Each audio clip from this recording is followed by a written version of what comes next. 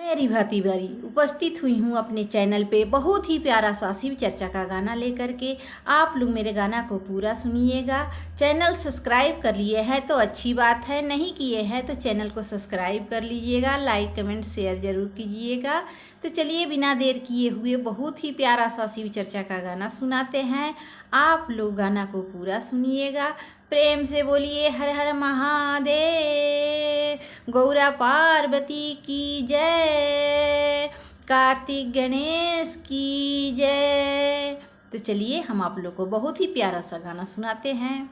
एक दिन हमरो घर आयतिए हमारे भोला जी, एक दिन हमरो घर आयतिए हमारे भोला जी, हमारे भोला जी हो, हमारे भोला जी, हमारे भोला जी हो, हमारे भोला जी। एक दिन हमरो घर आयती हमारे भोला जी, एक दिन हमरो घर आयती हमारे भोला जी, एक दिन हमरो घर आयती हमारे भोला जी। गैया के गोबारा से अंगना लिपवनी,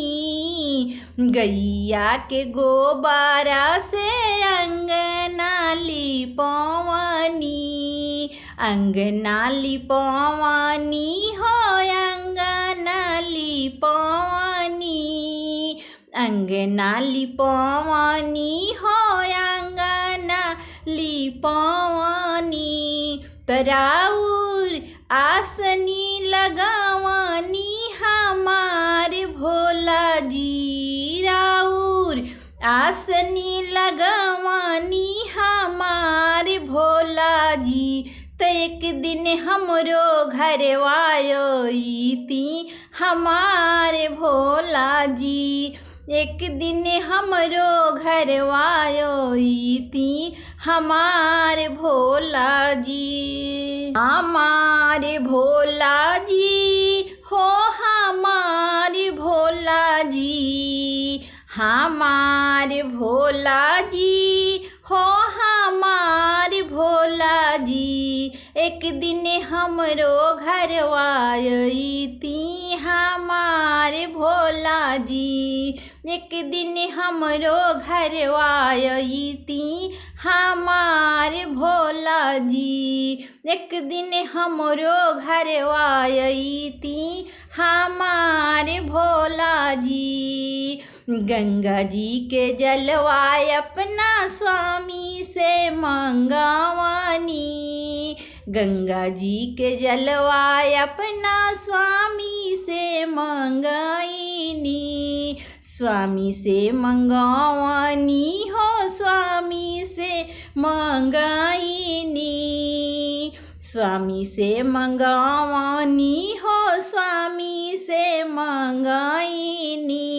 तराउर चरण पखारब ये हमारे भोला जी, राउर चरण पखारब ये हमारे भोला जी, राउर चरण पखारब ये हमारे गुरु जी। तो एक दिन हमरो घर आयती हमारे भोला जी, एक दिन हमरो घर आयती हमारे भोला जी, हमारे भोला जी हो, हमारे भोला जी, हमारे भोला जी हो, हमारे भोला जी। तो एक दिन हमरो घर आयती हमारे भोला जी, एक दिन हमरो घर आयती हमारे भोला जी। सोने के थाली में भांगिया धतुरवा, सोने के थालिया में भांगी भंगिया धतुरावा, भंगिया धतुरावा हो भंगिया धतुरावा। सोने के थलिया में भंगिया धतुरावा, भंगिया धतुरावा हो भंगिया धतुरावा। तराउर भोगवा लगाए बे हमार गुरुजी, राउर भोगवा लगाए बे हमार भोला जी। त एक दिन हमरो घरवायो ती हमार भोला जी, एक दिन हमरो घरवायो ती हमार भोला जी। हमार भोला जी हो हमार भोला जी, हमार भोला जी हो हमार भोला जी। त एक दिन हमरो घरवायो ती हमार भोला जी, एक दिन हमरो घरवायो ती हमार भोला जी। कंचन थाली कपूर के बाती, कंचन थाली कपूर घी के बाती, कंचन थाली कपूर के बाती।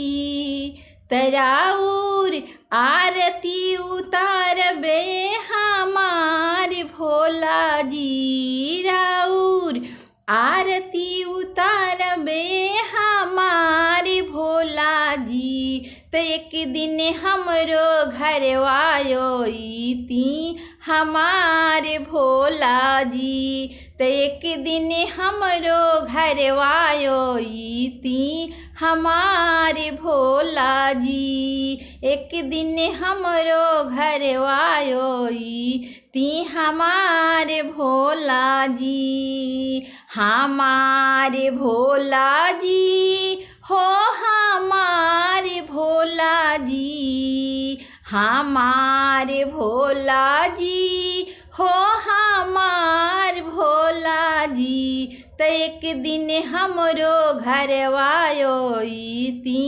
हमार भोला जी, एक दिन हमरो घरवायो ती हमार भोला जी, एक दिन हमरो घरवायो ती हमार भोला जी।